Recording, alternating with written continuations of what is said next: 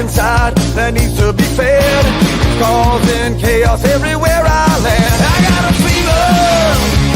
I got a fever. Welcome, everybody. This is Jordan with Ohio Sports Talk. We have a special guest in the studio today. Cooper Freshwater is going to be co-hosting with me tonight. His first time on the program, but not his family. We've both had his father and his uncle on. They are friends of the program, personal friends of mine, such as Cooper. So we're excited to bring this program to you tonight. It's a big week in sports. We've got college football. We've got NBA. We've got NCAA basketball in a local area. So it's kind of nonstop right now for the Ohio region. And we're in the best time of the season. We got Thanksgiving coming up and, all the holidays and everything that comes with it. But, enough about me. You folks know who I am. Cooper, welcome to the program. I'm thrilled. I'm glad to have you. We've been trying to cook this up for a while now. I know our schedules have been kind of wonky compared to each other. But, introduce yourself to our audience, and we'll get rocking here. All right. Well, first of all, thanks for having me. Super happy to be here. Like you said, long time awaiting. Well, my name's Cooper, obviously, as you can tell. Freshwater is my last name. I don't know really where to start, but I used to play football, and I used to be like half good at it. I made it pretty far. I, played through high school. I got to play in college for a little bit at Mount St. Joseph University in Cincinnati until I got hurt, and kind of decided to switch career paths. So kind of pursuing that now, but sports has been a huge part of my life. My little brother is killing it, and my dad is a coach. Been raised around football and sports, especially Ohio sports, my whole life. And, it's just something I love to be a part of, and happy to talk here with you more about it. Oh, absolutely. And for those that you don't know, we just celebrated Cooper's 21st birthday last weekend. My family was able to celebrate with his family. Big time accomplishments. He had a little bit of work over in LA, working on some projects. We'll keep it on a DL for now. But we expect big announcements. We expect big announcements sometime soon.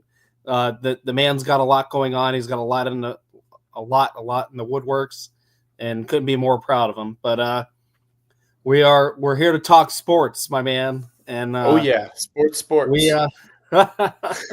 We're gonna start with I call it the good, the bad, the ugly, and okay. Unfortunately, we're gonna start with some rough ones here. Let me get to it. All right. Well, is it rough for you, or? I think it's kind of rough for everybody. For everybody. So. All right. I'm kidding. We'll dive into it. We dived a little bit into it on my last show that I was solo on. We all know everything that's been going on with the Cincinnati Bengals. It has been a terrible down year. Kind of wasting, pissing away an MVP year for Joe Burrow. The defense doesn't support him. The ownership feels the kind of the same way. The team's kind of falling apart. But as fans, Cooper, on my end of the spectrum, we have a bye week. So thank God we have a bye week. I can go a whole Sunday doing chores for my honey-do list for my wife and, not be bothered by anything Bengals related. So just kind of touching on that, they got a bye week. They're going to lick their wounds. We play the Steelers next Sunday. I'll cover that on next week's show. We'll dive into it. But no changes really being made to the roster. We haven't really added anybody that's mind-boggling. The secondary, we had Newton come in and make his first start, 5th-round rookie. Absolutely got a PFF grade of 70, playing for 3 quarters. So I'm really happy to see the young man step up. Unfortunately, we lost DJ Turner for the season with a shoulder injury right in the middle of the game where he was breaking in himself. So the secondary absolutely keeps taking black eye after black eye after black eye. They have not announced if Cam Taylor-Britt is going to start or if he's going to continue to be benched beyond this week. So, my eye on the roster right now is saying he's going to play just by default. We don't have enough corners on the roster. Dax Hill has been out since week 2. Now, We have DJ Turner's out for the rest of the season. It's 2 starting quarters right there. So it's been kind of a nightmare season, and it doesn't seem like it's going to end anytime soon for us to be happy. So I'm just going to kind of pause there. You as a Browns fan, looking in, what's your opinions on the Bengals organization? You're right here in Cincinnati and Dayton area. You know what's going on. You have a little bit of insight, but on your bias / non-biased opinion, the best you can, how do you take this season for the Cincinnati Bengals? Well, I mean, non-biased here, we're going to go. When you look at what Joe Burrow's done, it's actually kind of insane, especially with, the team he has. Yeah, he has like some good receivers, like Jamar Chase and Higgins. What's his name? Nope. Is Higgins still there? Higgins? Yeah. Okay. Yes, so he had 140 yards last week. All right. That's what I thought, but I wasn't sure. But he's got the tools that he needs, and I just feel like the thing that's always been with the Bengals is your line. Like, you guys just have never had a line to support Joe Burrow. Like, when you guys made that Super Bowl run a few years back, he got like sacked 7 times in the Super Bowl. And I just feel like they need to build things around him because they have more than a franchise quarterback with Joe Burrow. Like, seriously, he is honestly the best quarterback in the AFC North. Well, that's a hard take because Lamar Jackson, I forgot about him, but he is. You can forget about Lamar Jackson. That's okay. You can because he's just a running back. He's just a running back that can throw sometimes. But no, seriously, Joe Burrow's had a crazy season, and same with Jamar Chase. They've just been tearing it up, and like that comeback they almost had last week, it just got like blown away because they just don't have it on the other side of the ball. I wouldn't even say that meltdown, and I covered it on that previous episode. The defense came out to play in the second half, Coop. You 2 missed field goals, and operation had nothing to do with it. It was a clean snap, clean hold, clean spin, and he hooked them both. And, you add those 6 points to the game, and Baltimore has to play that completely different. And the Cincinnati Bengals are going to be able to play that completely different when it comes to the defensive standpoint. So, missing 6 points changed that whole chess match completely against Cincinnati. So, even at the end of the game, T on that Hail Mary had his hands on a ball before, ultimately he lost control. But even if we get those 6 points and that, they come down and they score a touchdown, we're only playing for a field goal at the end instead of a Hail Mary. So that it even changes. That last drive was only 30 seconds long, but that last drive, all they had to do was get in field goal range and they would have won it by technicality. If in a perfect world, if we would have got the 6 points. So missing those 2 field goals was a complete meltdown on the special teams. And, Money Mac, we gave him a $5 million extension, and he's been anything but money. He's spending our money, but, he's missed crucial games this year. This team has at least 3 more wins if he kicks the ball correctly. You go back to the Kansas City game, we lost because we missed the extra point. That last play of the game, it's not in the ref's hands if we produce the points. You look at, the first game with Baltimore, again, missed a field goal, lost that game by a point. So, if you really want to go and dig through the season, special teams has been a huge blunder. And I don't know who to blame, but other than Money Mac. It's on his legs. These have been, again, clean operations. They're not being blocked. It's just kind of a shit way to go. And you look at the field goal kicker that we did have back in the day. We cut Jake Elliott, who's kicking absolutely phenomenal for the Philadelphia Eagles. So it just feels like this. It feels like Duke Tobin and company, our GM, he can't get it right. I'm going to keep saying that. His draft picks on defense have been abysmal. He can't get it right. This is the best offensive line we've had in the last 3 seasons, and we're pissing it away from bad defense and bad special teams operations. So I'll quit ranting. It completely sucks. It's just another day. It's just another day. So we'll transition to something a little bit better, and but still a little bit of a heartbreak. I'm a big NBA fan. I know you're not as diehard as I am, but right here in our state, the Cavaliers are 16-1. They blundered a little bit against the Boston Celtics. That game was, it was on TNT. It was on primetime.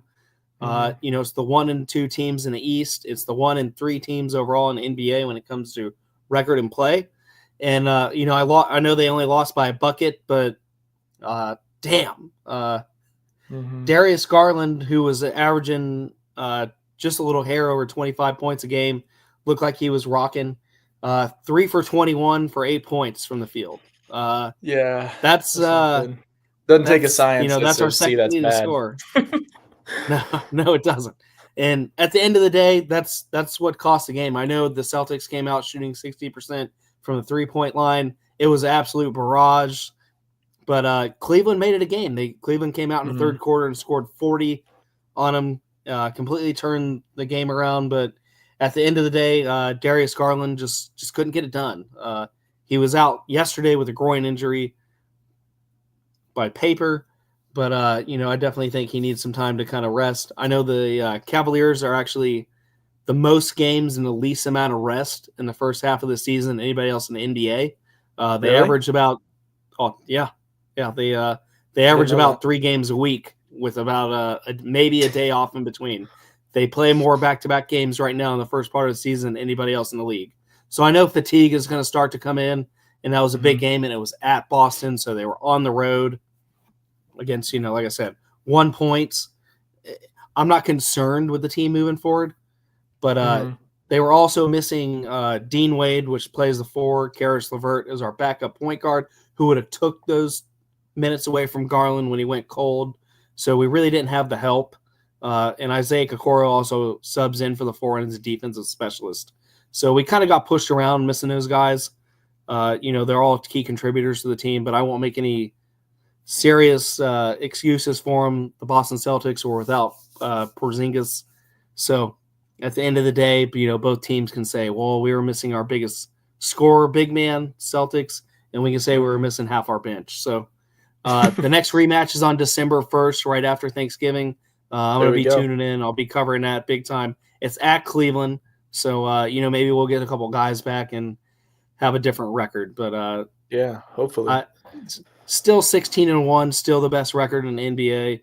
I'm not worried about a 1-point loss when it came down to it. But it's going to be interesting moving forward because I think it's going to be Boston, Cleveland, in the summertime when we talk about it again for the Eastern Conference Championship. So, yeah, that'd be the hope. But I didn't mean to take it away. Do you go ahead? I feel somewhat responsible for this loss because I have been paying like almost no attention to the Cavs, right? And then I saw that they were, had their great record or whatever. And my friend, he's a really big Boston Celtics fan. He's from Rhode Island. So I texted him before the game. I'm like, you guys are done for. And then, of course, when I decide to speak out of turn, it's the loss that comes with it. So I feel responsible somewhat. I'll take the blame. Nah. Well, you'll take you're gonna pull an Akon on us here and take the blame. Yeah, you put can the blame on you. Yeah. So everybody go to his Twitter handle and we'll put the blame on him for a couple of days and we'll move on. So, yeah, I'll take it. They did win last night. They did beat New Orleans by 26 with a couple guys resting. So again, they're fine. It's not time to hit the panic button. Cleveland fans will endure. But do you have any final thoughts on that? No, I'm excited to see how the season goes, honestly. They kind of didn't they make a little bit of a run last year? Right? Or am I? Yeah, we made this. No, we made the semifinals last year and lost to Boston in 6. So again, this was that's why the Boston game was so big. We had it circled. On top of them being undefeated going into it, they're kind of overperforming with the roster, which is great. First year head coach Kenny Atkinson, first NBA head coach as a first season guy to go 15-0. So it's just a lot of cool things happening. I think they'll tweak it. I think they'll figure it out. My old co-host and producer Doug Stevens feels differently about it. He'll voice his opinion on our handle later. He kind of voiced his opinion the other night, and but that's the healthiness. You never want somebody to totally agree with you, and that's what makes the discussions fun. So we'll visit us on our Twitter page on the next game. We love interacting with the fans, and we'll kind of take off from there. So let's see.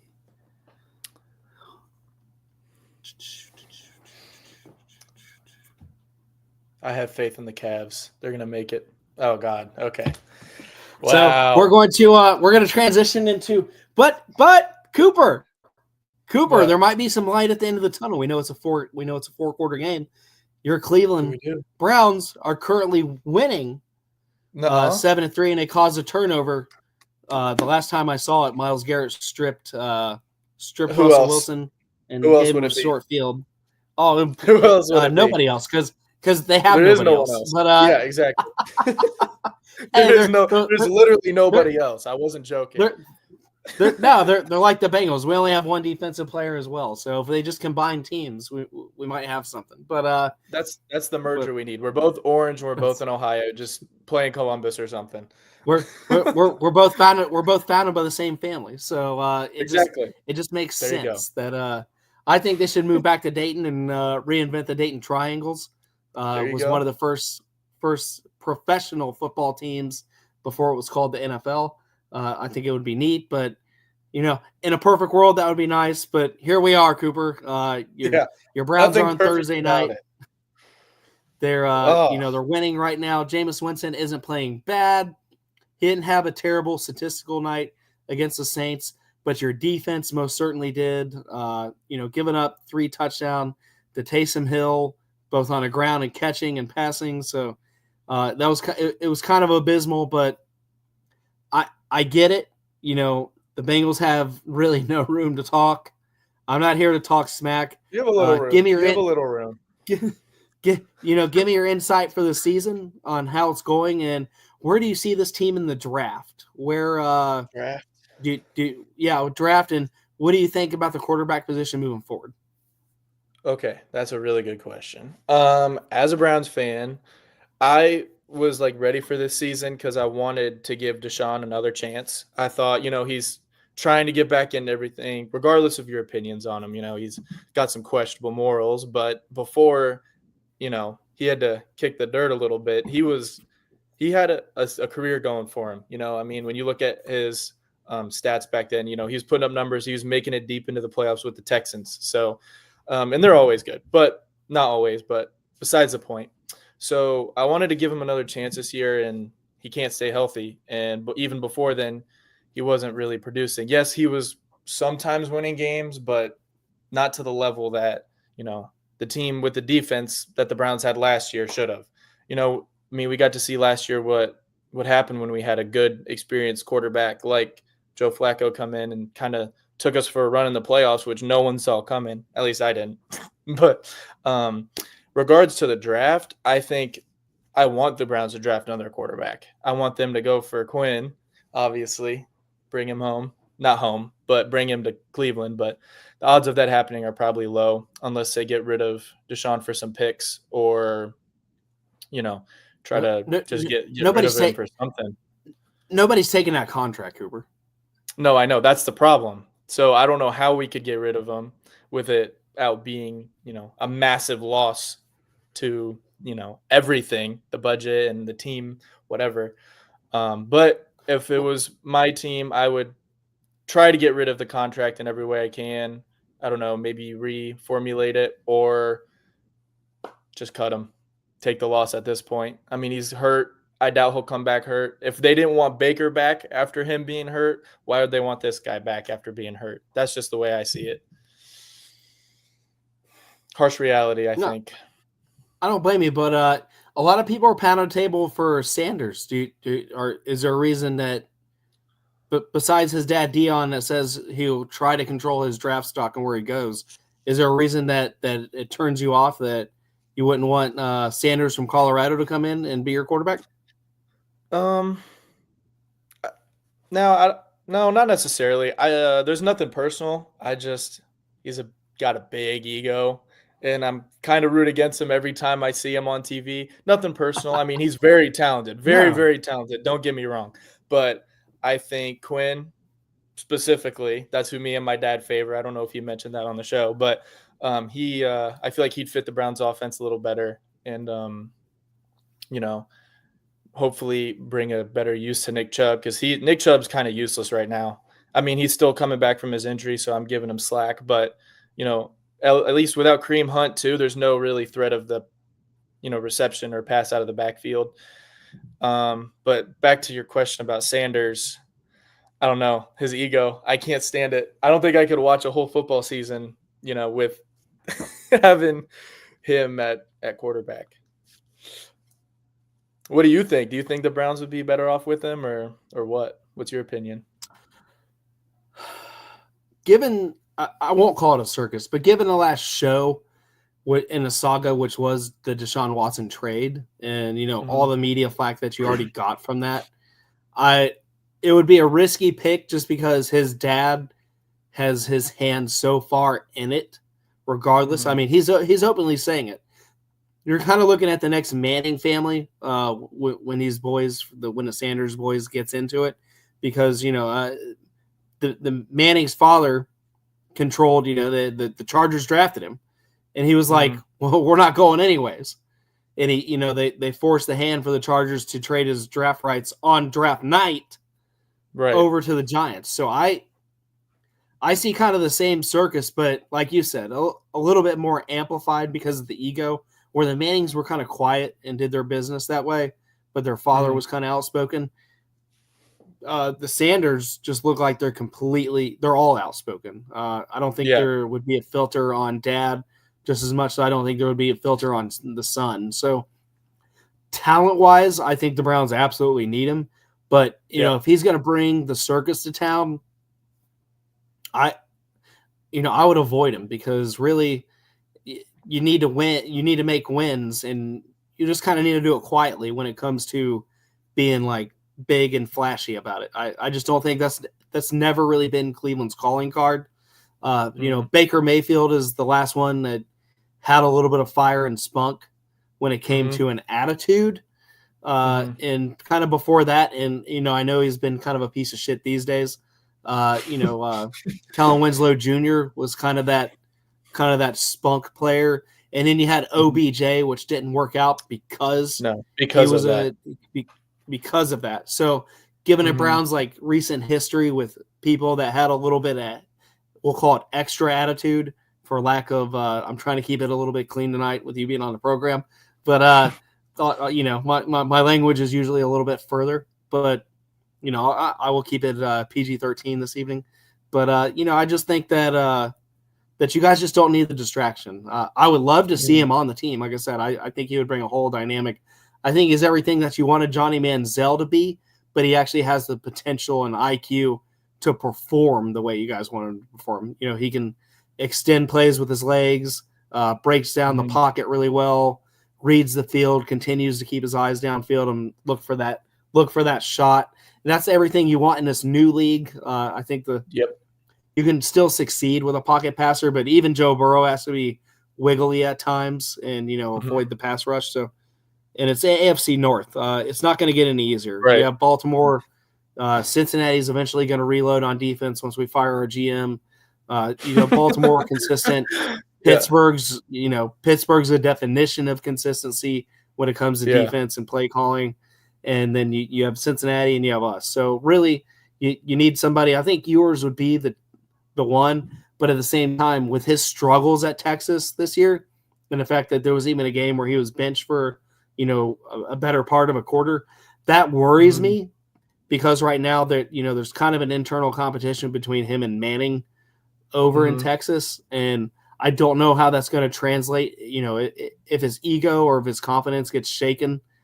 Depending on how Texas, finishes the season in SEC and in the playoff picture, that it just really, I would base it off his last few games. I would base it off the SEC championship game, and I would base it off of his playoff performance. If Ewers doesn't show up, I don't know if I would spend a first round on him. Maybe I just pass and reload on wide receiver, offensive line, or a pass rusher in round one. And that's not to say, you don't need a quarterback right now, because they do. But, my third option would be like, maybe Will Howard in the second round from Ohio State. another Yep. former Buckeye, somebody who has a kind of Josh Allen play to him. Mhm. I mean, he's not having a bad year himself. 2,484 yards, 24 touchdowns and counting, 5 interceptions. It's not bad. A lot of people overlook him because of the talent around him. They Right. blame it on the talent around him, which it's not totally wrong either. But we had a quarterback last year that only threw 24 touchdowns at the finish of the season. So the fact right now Right. that we have about the same amount of talent, minus Marvin Harrison Jr. in the pros, we have this quarterback that's kind of getting it done on another level. So I wouldn't mind if you guys stole him in the second round. Maybe that'd be kind of when the Bengals went Andy Dalton in round 2, about 13 years ago now. But just bringing in some stability on day one, and maybe upgrading him later on. But there's just so many routes. It'll definitely be a saga for the Browns to see where they go. But I'll end a segment on this. Does Kevin Stefanski keep his job, or is it over? As head coach? As Absolutely. head coach, yes. As head coach, yes, I think so. Because I think, well, he's won coach of the year twice now, and he's only been head coach for maybe 5. That might even be a stretch, but I think he totally keeps his spot as head coach. Now, play caller, that's a different story. There was sometimes me and my dad and my little brother were watching the Browns game, and we're like, what is the play call? And it's like 3rd and 25, and you're, running a QB draw with Deshaun. Okay. Whatever you think is going to work. But I believe that play calling is not going to be his thing anymore. But I do think they'll keep him at head coach. And I would be surprised if actually they don't. Sorry, if they don't. That's just my opinion. I think he's gone. You really? You do? Seriously? I do. I think you guys are going to lose at least another 2 games this season, and that just kind of puts a nail in the coffin. I don't think the locker room is going to survive the losses. And when you lose the locker room, and I say that, I just as much as I think Cincinnati, Zach Taylor's gone, I think he's gone. Once you lose that kind of locker room, and now he's on what would essentially be his 3rd starting franchise quarterback in 5 years. There's just too much inconsistency in that for me. He says he's not play calling, but that's there's nobody to go and fact check that. He said he's going to let his offensive coordinator do his job, but in my mind, that's just too much back and forth because, the offensive coordinator to me, if I was the offensive coordinator, I'd always feel like I'd have a little bit of handcuffs on me regardless if he's voicing in the calls or not, because throughout the week, the calls are eventually being put together by none other than the head coach. And I just feel like they're not going to be able to get really away from that. And you bring in yet another, if you guys do spend a 1st-round pick on yet another franchise quarterback, it can't be under him. And that's just me saying it as a business decision. You got to bring somebody in that's a completely fresh voice, completely fresh ideas, and kind of take that from there. I know he's been coach of the year, but he's always been kind of bailed out by these veteran quarterbacks they find, and they kind of spin it. And, before this year, you guys have always had a top 10 offensive line, and you've always had, top 10 running backs. Take away the offensive line, and, the quarterback injuries and some of the people they let go in free agency. You brought up Kareem Hunt. You look at how the Amari Cooper situation went. It completely soured. It went south. You look at how that was dealt with. Njoku's had issues with the coaching staff this season and has voiced it in his press conferences. When you start hearing stuff like that from your star players, to me, it's time to go. I'm reminded of the over a decade long of Marvin Lewis that's hung around way too long. And I don't want Cleveland to fall into that because, like Marvin Lewis had 3 different franchise quarterbacks, you guys are about to enter your 3rd or 4th. So it's just, I think in that short amount of time span, you just kind of you got to change the culture.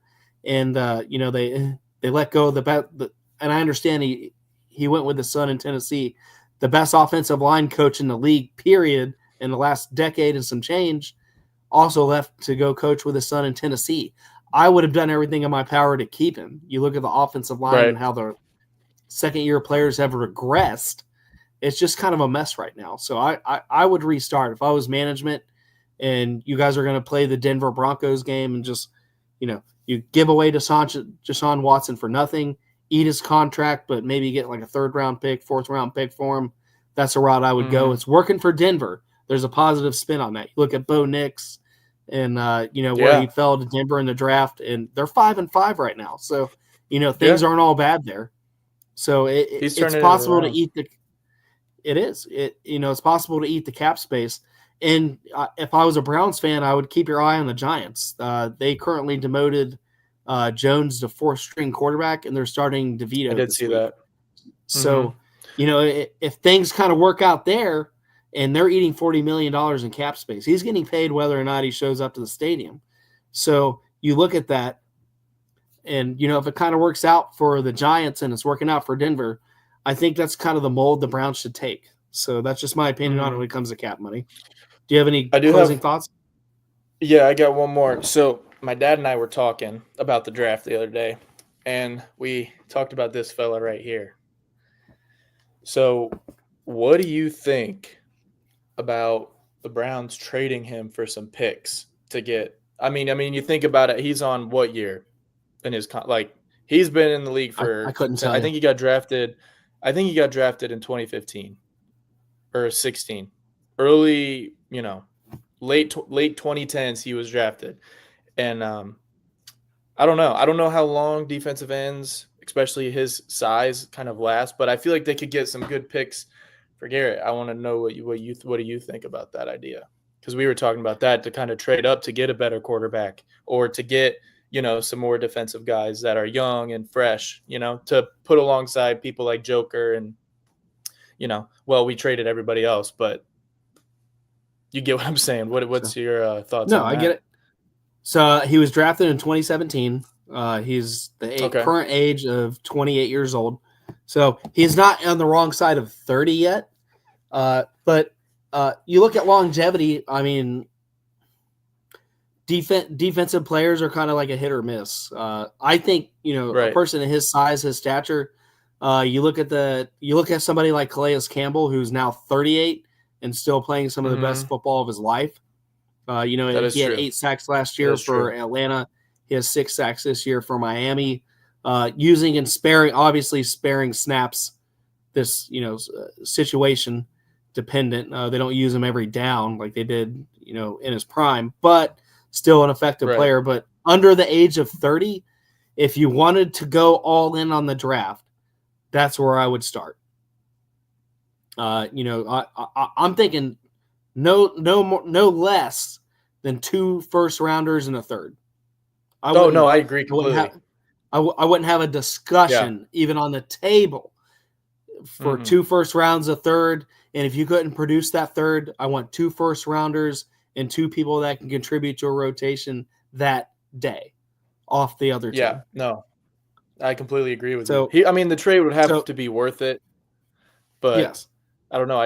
I figured that's a good way to kind of, the Browns got to start fresh, even though it felt like we were just getting going. They got to find somewhere to get a little bit of leverage somewhere. It kind of feels like we're in a maze right now. We need part of a map at least to get out of it. Oh, big time. Yeah.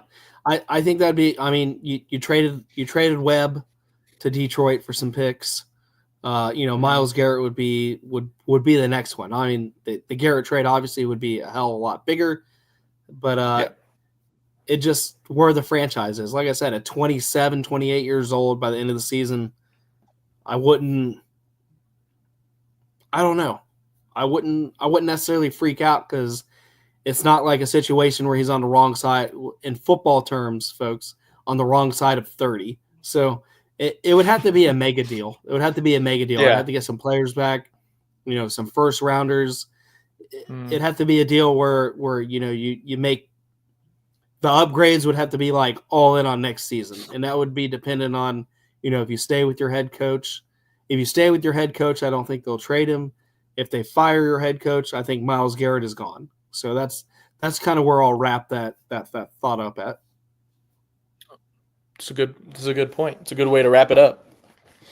I agree. So, but we'll kind of transition here to something a little happier. Well, now we've talked about my embarrassing Bengals, the busting Browns, we'll try to move on. Can we get an update on the Browns game if you got one? We'll absolutely get an update on the Browns game. Just because, being disappointed in that conversation. It is currently 10-3. Browns are up, and it is 4 minutes into the third quarter. What? So it is. Yep. I said, did the Steelers like bench everybody or something? Like, what's going on? No, the Steelers have turned the ball over twice. They missed a field goal and they had a strip sack fumble when they were driving. So the Steelers have kind of cool. The defense is keeping you guys alive. Winston is at 11 for 13 for 114 yards, so he's not doing too much, not doing too little. Nick Chubb is averaging 3 yards a carry for 30 yards, 1 touchdown. And Jerry Jeudy is currently sitting at 39 yards receiving as your top guy. Oh, I forgot we even had him. We'll keep you guys updated. They're currently driving. It's 2nd down and 7 on Pittsburgh's 42. And if anything big happens, we'll definitely chime that in. Oh, yeah. Here we go, Brownies. But let's talk about the team, the premier team in Ohio that makes everybody happy. The Ohio State Buckeyes. Oh, yeah. Have a top 10 showdown. A top 10 showdown. I.O., baby. A top 10 showdown against Indiana. It's at big noon Eastern again. I'm going to let one fly. Fuck Fox Network this season for this is now the 4th or the 5th game that's been scheduled at noon. And I don't understand it because even they're going to end the regular season, at 12 noon against Michigan. So I feel like this top 10 matchup should have been flexed to a 7 or 7:30 kickoff time. The rest of us that have kids and the rest of the world, I don't always like telling my kids to go away, but Dad might have to tell them to go away this Saturday because it is Ohio State versus Indiana, and the implications could not be bigger. If Indiana wins, they will punch their ticket into the Big Ten championship game with nothing stopping them. It'll be Oregon and Indiana. Oregon's already punched their ticket to the championship game. They're number 1 in the nation right now. We all know that. It's fuck Oregon forever. I can't wait for the rematch if we get it. But, Indiana's not a pushover team. Their defense and their front defensive line, these are some guys doing some historic things for the program. Their head coach just signed a 5-year mega extension. So it seems to be like they have everybody in they want to be in.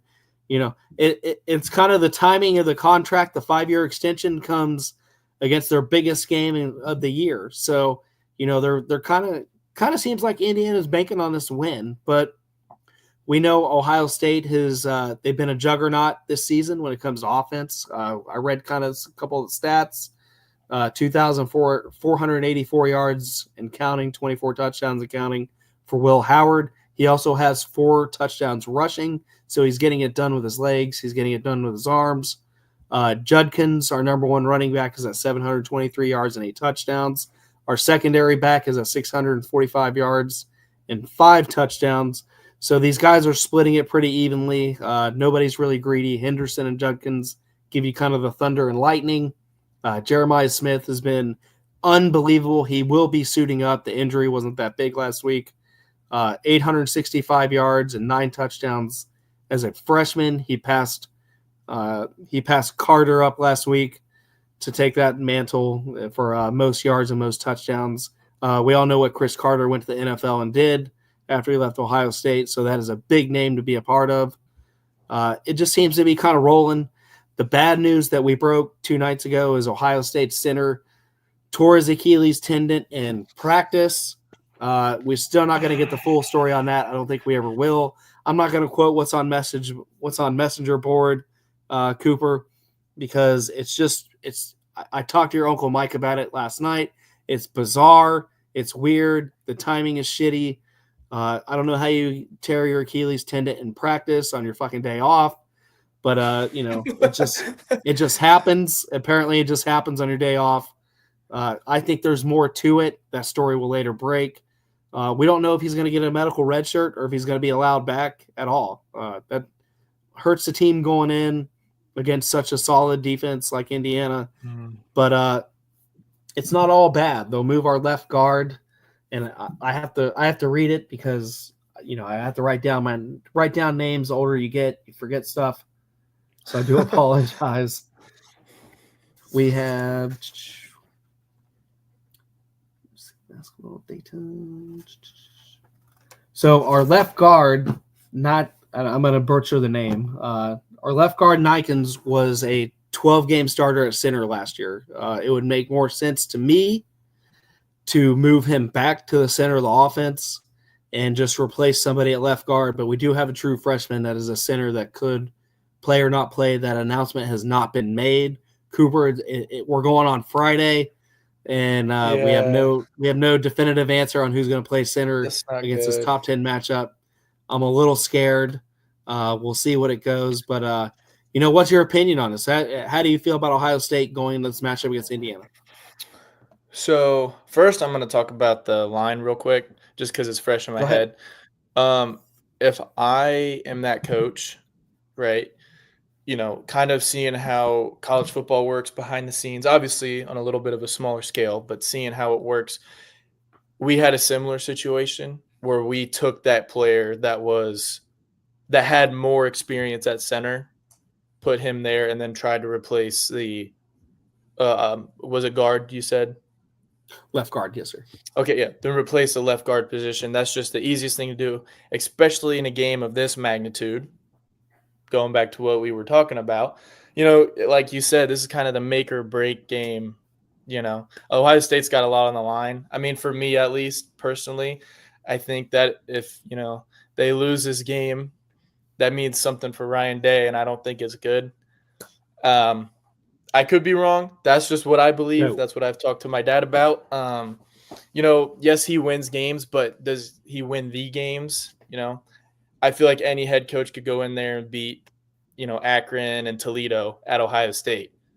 But these big games are what matters. And especially Michigan, whenever that game comes around, I have a feeling that his future will be decided before then. But I'm excited to see how Ohio State plays, especially if they do end up putting that freshman at center in such a big game. That's a big game to say, here you go, your time to play. I'm assuming he'll be ready for it. He's at Ohio State. He's had all year to train. We would hope so. But exactly. But when you get there, it's a different story. When you put the helmet on before the game, it's a completely different story than, when you're going against your buddy's roommate at practice. So it's a complete different game, especially on this level. Maybe tripping down some stairs. I don't know. Yeah. Right. So, I'm interested to see how it plays out. I'm interested to see how they can do against Indiana's defense. It's going to be, I don't think that it's going to be a blowout either way. Like you said, it's going to be, a back and forth, neck and neck game, and those are the best games to watch. They're my favorite. Keep you engaged. So like I said, I'm excited to see how the quarterback does for Ohio State. I can't remember his name. That's on me. I promise I'm a fan. I swear. Will Howard. Yeah. I'm excited to see how he does against their defense. That's all I gotta say. I'm more focused on to see because Ohio State's pass rush hasn't been great this season. If Ohio State can make a defensive stand early, we know they can come on in the third and fourth quarter, but they've had unusually long starts, and I feel like against a team like Indiana, you can't have that slow start. You can't let them have their first 7 points or kick the first field goal of the game bright and early. I just don't think you can afford that because I think Indiana's defense, totally feeds off of everything their offense does. So if their offense comes out and kicks us in the teeth and drives the ball down 80 yards and scores like Akron did week 1, I think Indiana's defense comes out and, this makeshift offensive line that Ohio State has right now because we've had other injuries throughout the season. I think it might be a long day. Because Ohio State, they score in avalanches. They either start super slow, you blink and it's like 9-7 going into halftime, and then all of a sudden it's 43-7. But these are against teams that are not inferior. Right. Their biggest competition, Oregon, they came out and they did an onside kick successfully to make sure Ohio State lost that extra possession. And long and behold, a possession changed everything. The end of, regardless of what you want to say about the end of the game and the timeout and the situation about not spiking it, all that wouldn't have mattered. Right. Teams know that if you take possessions away from Ohio State, you're going to win the game. And I just feel like you can't start slow. You can't lose those first 2 or 3 possessions. They can't afford a 3 and out in the first quarter. They've got to go down and get 6 every time. They got to put it on Indiana that Indiana, you're not going to come back, because I think if this comes down to a shootout, Ohio State has it. But they have to come out and make that statement. Ohio State has to come out and, if Indiana gets the ball first, it's got to be a 3 and out, and then Will Howard and company's got to take the field and go score. And that's got to be the tone of the game. If they don't do that, I fear that it's going to come down to some gadget plays. It's going to come down to some turnovers, and those things with the Ohio State defense of being inconsistent. It may not happen, Cooper. So that's where I'm worried about as both as a coach and as a fan. So putting my coach's glasses on, I'm like, they can't afford to dick around. As a fan, I'm worried just because we've seen these slow starts about every week. And that's just something you can't have here at the end of the season, because like I said, the implications, if Indiana wins, they're in the Big Ten championship game. Right. Ohio State has to win out both versus Indiana and Michigan to get their rematch with Oregon in the Big Ten championship game. And that's not, that's not even thinking about the playoff committee. Because if we go to the Big Ten championship game and we lose, they still have a small percentage chance to make that playoff run. But if we lose against Indiana, and even if we beat Michigan, we're sitting out an entire week during the championship game, and we might be outside looking in. Even though it's 12 teams, if I'm on a committee, I'm looking at a 2-loss Ohio State, and both of the losses are against top 10 teams. If I'm a committee member, I'm like, why would I want to see that again? Why would I want to throw them against a top 12 team when they couldn't even get it done twice against top 10 teams? So exactly. I just that's me. I wouldn't put them in, and that's I'm a diehard fan to the day I die. So I think their whole playoff chances in their postseason, and I've called it for Ryan Day for 6 months. It's been championship or bust. He will not be there. He can't be. Just they spent $20 million in NIL money, bringing Caleb Downs in, bringing the center from Alabama in, and all these other upgrades around, Judkins from Ole Miss in, all these SEC big-time talents, including Julian Sain, who's a backup quarterback from Alabama. We spent all this money stacking this roster, and he can't perform with it. This is the most expensive team in college football by a landslide, by at least $5 million or more. So, and if he loses and they hold on to Ryan Day, if you're a donor, are you going to re-up? Because you got to think about that too. An NIL business, and I was having a conversation about that today. Donor fatigue is real right now because it's not just football. It's basketball programs, it's football programs, it's female programs, it's lacrosse programs. So now that we've made, college sports essentially a business, if you're not winning and there's already donor fatigue for winning programs, Ohio State loses that flash. I wouldn't redonate. If I give $1 million to Ohio State, if I'm a big time business and they can't go get it done with my last $1 million, why the hell would I ante back up? And that's something they got to think about as a program in the business day and age. So there's a lot riding on this. There's this season, but it's probably going to reflect on the next 2 to 3 seasons when it comes to NIL money. And I think that's a huge implication. And then you're going to let the NIL donors run the business after that. It's going to be, hey, we want this guy as a head coach. So now you're an athletic director. You're going to get bullied into, kneeling to your donors. That's what I hate about the NIL. I was never really a fan of it.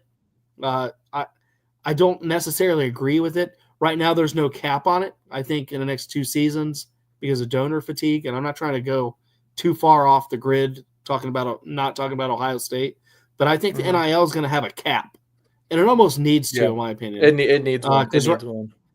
Because right now it's the MLB. If you're the Yankees and the Steinbrenners, you're going to spend $500 million. If you're a small market team and you can only afford $100 million, like the Oakland A's, or not even Oakland A's anymore, the A's, you're only going to spend $100 million. So it's just it's going to be interesting to see. But Ohio State's, I'd say the next 2 or 3 years of the future is going to be dependent on this game, and that's a lot to put on these boys. But make no mistake. But that's what they did when they brought NIL on it. It's just adding more pressure to the game, And now when a kid tears his Achilles in practice or whatever, that's putting so much more pressure on him now. Whatever happens, now he's if they lose this game, he's gonna take it on himself. And that's the worst thing any player can do on any level, especially with people, my age, these college kids going out playing for millions of people, with millions of dollars on the line. Because you're exactly right about, people being burnt out with their NIL donations, all that stuff. It's ridiculous to me. I hate it. I think it's stupid. But when you're talking about a program like Ohio State, 2 losses is a bad year. That's horrible. Terrible. It's terrible, which is crazy to think about because there's some colleges out there that, strive for a 2-win year. But that's not the program that you're a part of. So when these guys see a 2-loss year after another one, I don't remember what they did last year, but saying they don't want to see that continue. And they will do everything in their power, especially if they're the ones with the money. And now when college football is just a business, it's almost like it's a minor league football now. It's not even like there's no college aspect to it, besides obviously the atmosphere, and they're still attached to the universities. Right. But if you look at it from a business perspective with, jersey sales, merchandise, ticket sales, the donations, I mean, you got college players driving more expensive cars than NFL players that were in the league 2 years ago. They got them living in mansions off of campus. It's unbelievable. And it's kind of sad to see, for me at least a little bit, because it's just taken it away from everything, or at least from the football standpoint. That's why I love watching college football, because there wasn't – the only pressure on the players at that point was to be great for themselves, and to make it to the next level and for their team to win. Now it's business. Now it's money. Now it's, greed. And I don't like that.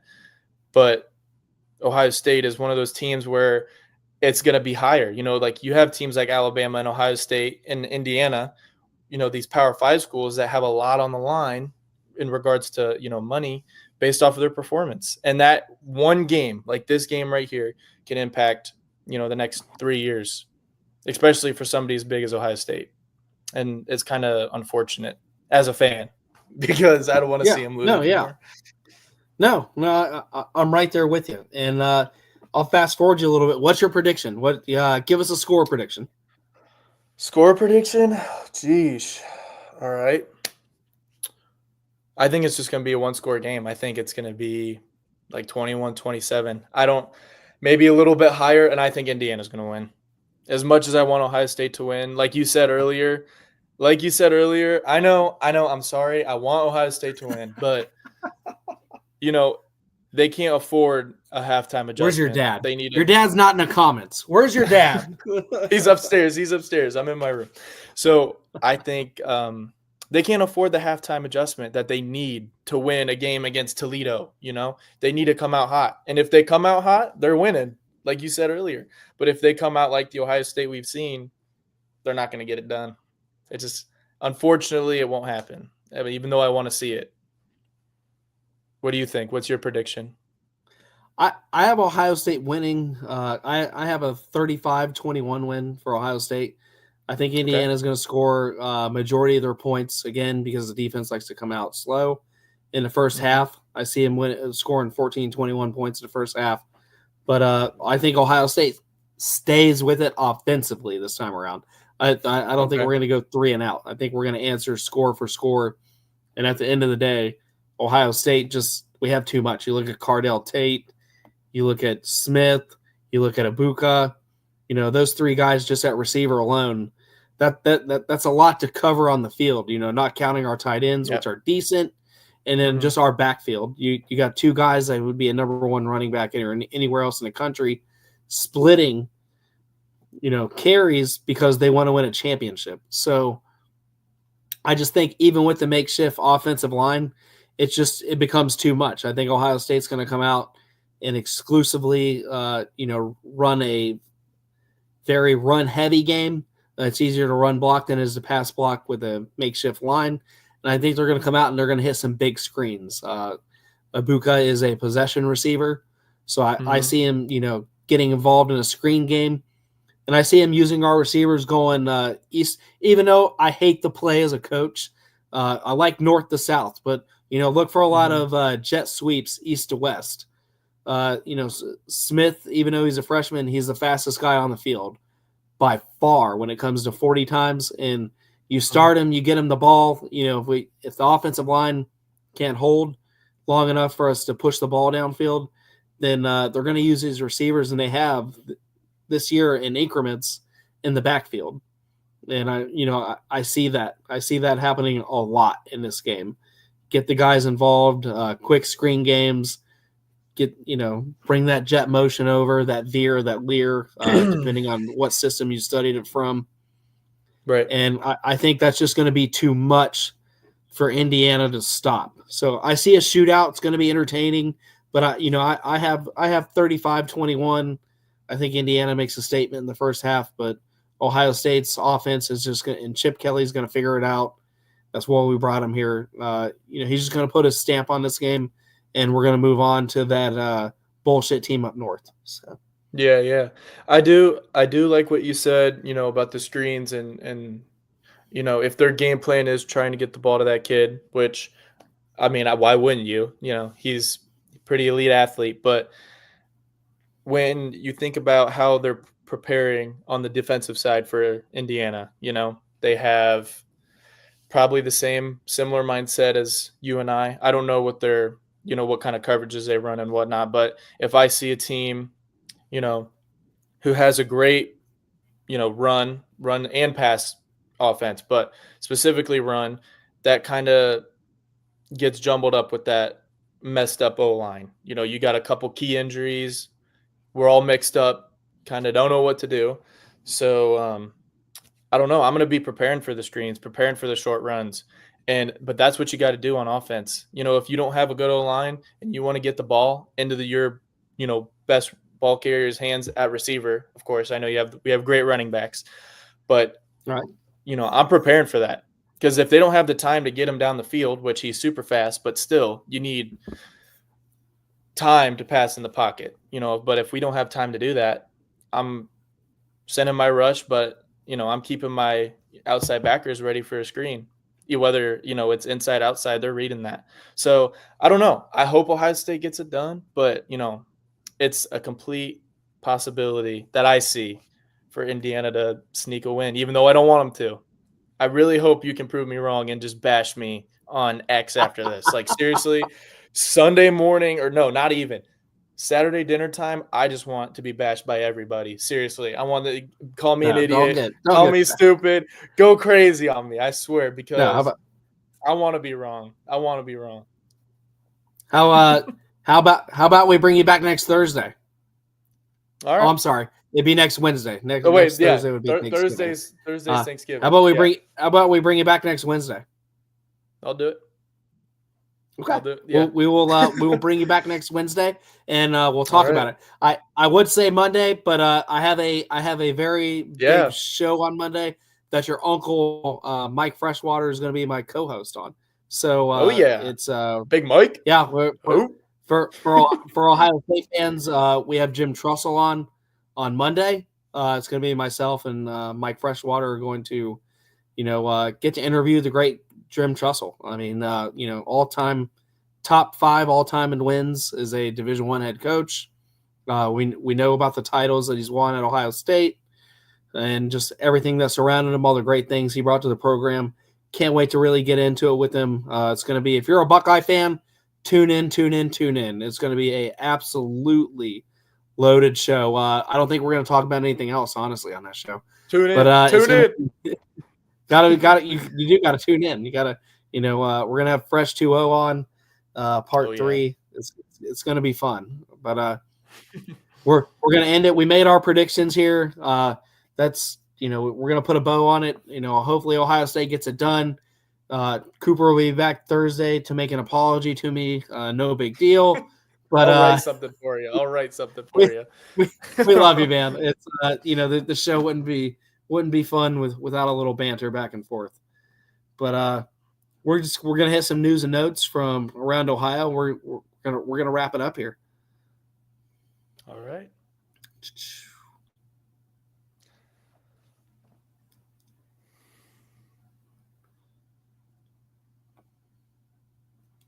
So we're going to go around just a little bit of news and notes here. This is kind of like where we like to touch on a little bit of college basketball, maybe a couple smaller football programs. We're real big into the MAC on this program. We kind of covered them over the summertime. We had a big 3-week program on them, and then we just kind of put our thoughts and we move on. All right. Well, right now I'm gonna kind of keep it a little bit football related. UC Bearcats football for the Big 12. It has not been the season we hoped. They're kind of falling apart at the seams. They have a game against Kansas State at 2 p.m. this Saturday. They lost last week. They lost the week before. They lost the big game against Colorado. They've been kind of in a funk. We know they've had some running back issues. But their quarterback, Sorsby, is just not getting it done. I know his offensive line doesn't give him a lot of time if you guys watch the games. But it's been disappointing. They're 5-5. They're one game away from being bowl eligible. So hopefully they get it done. Kansas State comes in at 7-3. I just don't see it. I think UC loses probably 28-14. I think the wheels are off. I think this is kind of the season's kind of over, in my opinion. They could come out and maybe I'll be writing UC football an apology on Monday and Thursday. We'll see. Prove me wrong, boys. But that's my thoughts on it. I don't know if you're if you stay too much in tune to UC football. I know it's kind of local, but the expectations were really high this year. We were thinking kind of a 7-3 finish this year. Correction, like a 7-4, 8-3 finish this year, and it's been anything but. I know they've had some injuries, but it just hasn't really worked out since they've been in the Big 12. Yeah, I kind of expected that when I heard that they were moving to the Big 12, because that's a big jump. I mean, jumping divisions like that, especially to the Big 12, that's a big jump. From they were in the American League, correct? Correct. AAC. Yeah, that's a big jump. I don't know. I kind of expected them to come out kind of. You said they're 5-5, right? I don't want to miscalculate. No, yeah, they're so 5. They're 5-5.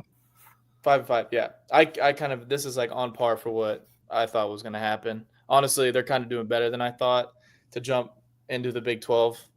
I don't know. It's not, Big 12 isn't SEC or Big 10, but still a jump from the American Conference. So I'm kind of not surprised, but I would like to see them, crank out a couple more wins, at least one more. I don't know if this is going to be the week, but it'd be nice to see. It would be not, I hope they prove me wrong, but it's just kind of come apart at the seams for me, and it sucks. They had a lot of expectations. They had their main running back was a transfer from Ohio State.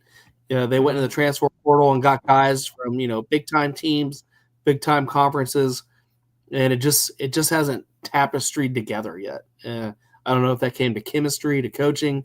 I'm sure they'll figure it out next season, but just kind of disappointment. So I'll kind of tie bow on that.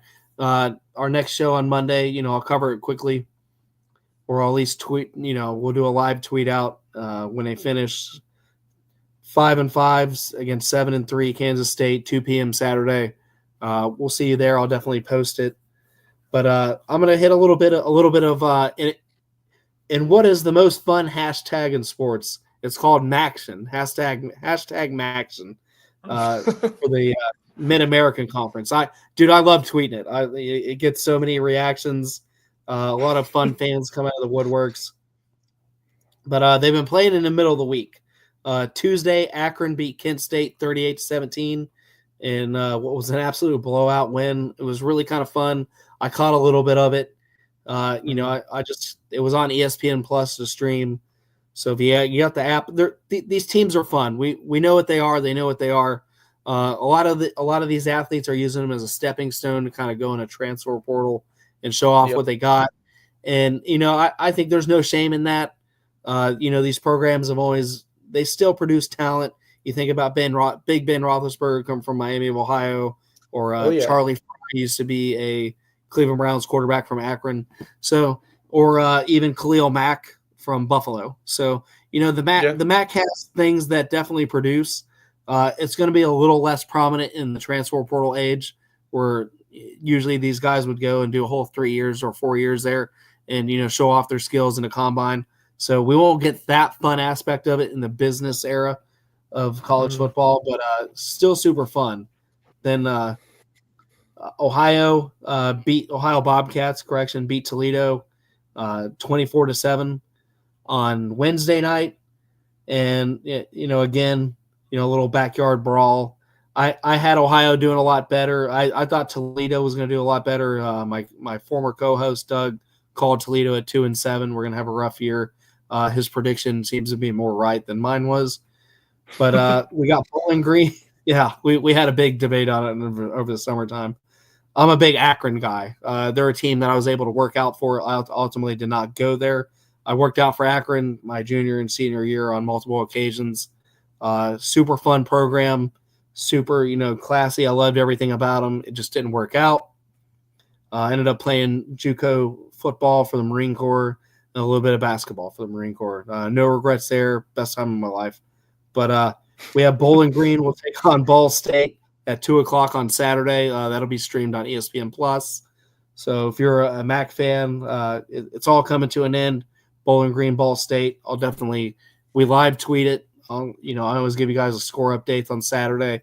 I'm one of the busiest non-paid guys in sports. Hopefully that'll change one day. But, yeah, it will. It will. It will, brother. But on to some local basketball. UC basketball won the other night, 76-60 against Northern Kentucky. UC basketball is now ranked in the top 25. So my expectations for them are continuing to be very big. They have a very successful program. They've absolutely taken the ground running. I have them finishing second in the Big 12 conference and winning the Big 12 tournament when it comes time to make the dance. But, so far so good. UC's out of action until next week, going into Thanksgiving. For their basketball program, I will tweet out their next game. A fun one. Thank you to Greg McAfee with McAfee Heating and Air. Hooked my family up with some tickets. UD beat New Mexico 74-53 yesterday night. I got to go to the game live. Absolutely great time. How was it? Oh, it was amazing. Tickets were in the top tier rows, so we were That's right awesome. next to the benches. My kids, it was their first big time college game ever, so for them to go to that atmosphere was awesome. I brag about my oldest, Jordan Jr., my daughter.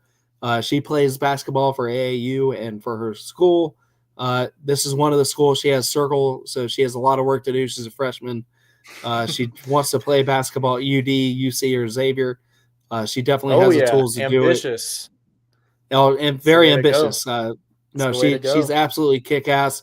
We'll have to get you to a game this year. Your Uncle Mike's going to work with her on the side as well. We're going to get some freshwater coaching involved, the for best her coaching. basketball Come on. skills. Come on. It is. It is, man. I covered their run last year at Alter when they won state. That's when Mike Freshwater and I kind of reunited, and we haven't looked back since. So it's been a great time with a lot more to go. So I'm super excited. Are you a fan on any of these teams? Do you kind of track any of these college teams? I track UD a little bit. I have I have a friend, Jacob Connor. We went to high school together, kind of on and off. He plays at UD right now. We used to play at Marshall, so I pay attention for him, and I kind of tune it. Like if I see the game on TV, I'll watch it because just to support him. But I'm not really too in tune with what's going on. I know they're always pretty good. They always kind of make a run, and then I know we host the Sweet 16 sometime. Or no. Which one is the first round? The first, UD hosts the first 4 in. So. Yeah, that's what I meant. Yeah, and I watch those, but I'm not really in tune with the basketball scene. My apologies. No, you're good, brother. It's basketball has always been kind of in my DNA. Doug and I played my former co-host. We played a lot of basketball together, 20 plus years on just about every level you can think of. Obviously we didn't go pro, but really junior college on down. my 5'8" frame just wasn't doing it for the pros. I went in. They tried to give me a G League contract. I thought I was better than that. No, I'm just kidding. But we, hey, if Bronny can do I it. still got it.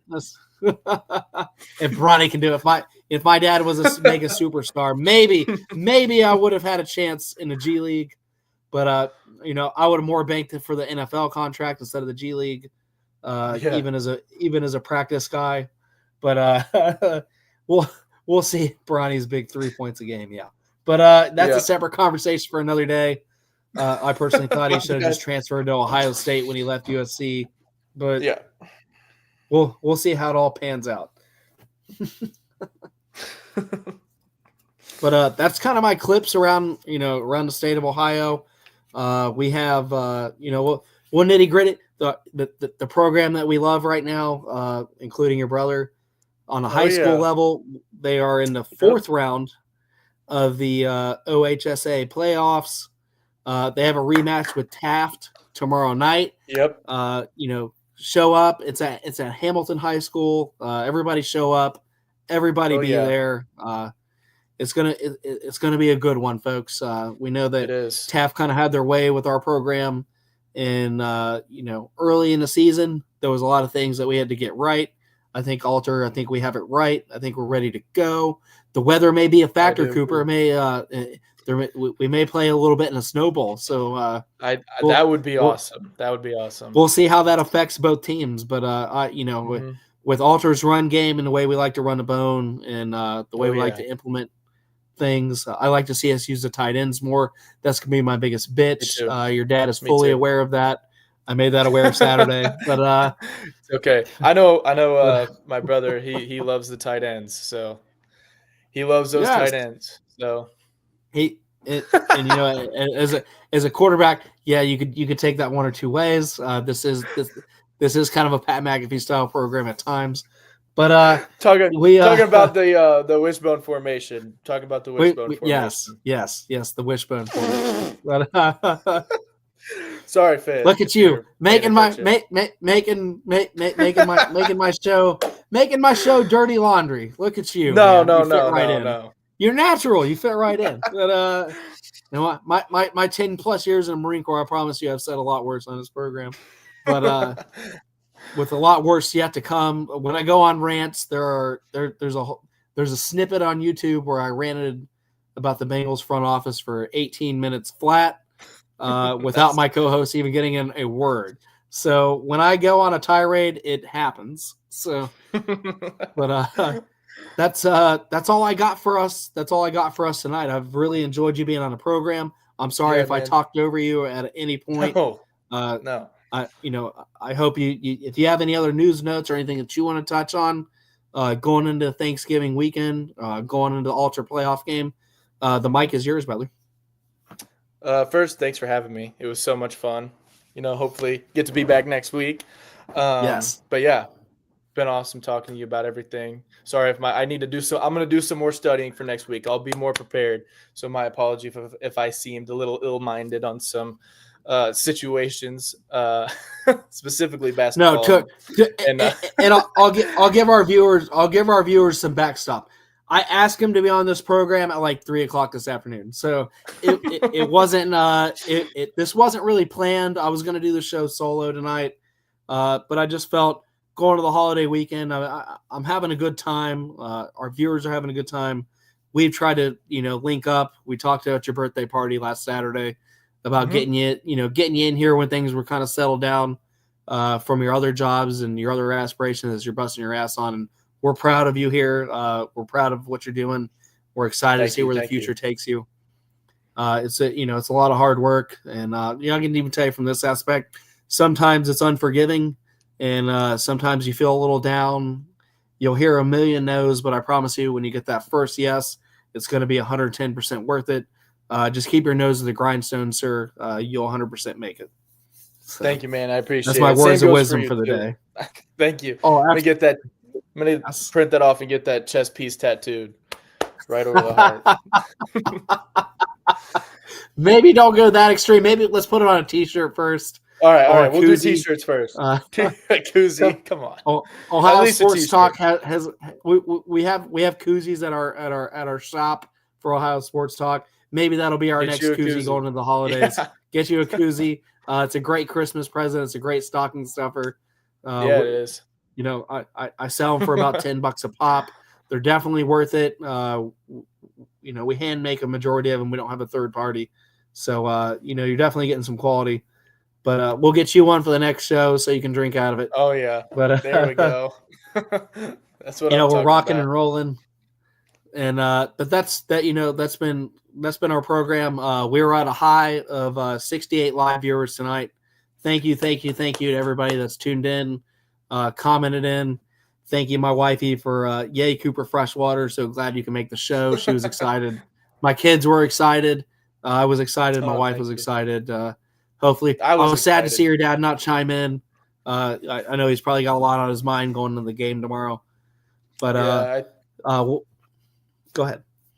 Yeah, I think he was putting my little sister to bed pretty early tonight. So that can be a factor too. Yeah. My 10-year-old wants a wrestling match before she goes to bed every night. My back and neck sometimes can't take it, but here I am. Call me Kurt Angle, but we'll have fun with it. Call me Kurt Angle with the broken neck. But well, it's been fun having you on. I can't wait to have you on next Thursday. We'll make it happen. Man, I'm excited. But for those viewers that are still with us, Monday, biggest program yet to date. Coach, national winning coach, Ohio State, absolute sweetheart in many ways, coaching legend in my book. One of the whole reasons I wanted to get into coaching. Jim Trussell will be on. Cooper's uncle, Mike Freshwater, will be on. I will be on. Mike. We will be talking everything NIL, everything Ohio State. We'll be talking Heisman's, trophy winners, national championships, the Sugar Bowl win that I think should be unvacated and given back to Ohio State, given the NIL deal and the fact that they gave Reggie Bush his trophy back. That'll be something kind of controversial and hot that we'll be talking about on the show. Just a little bit of snippet on notes. I can't give away everything, but it's going to be a loaded show. Tune in. This has been Ohio Sports Talk. I'm Jordan Maxson. That's Cooper Freshwater. He'll see you next Thursday. I'll see you next Monday. Have a good evening.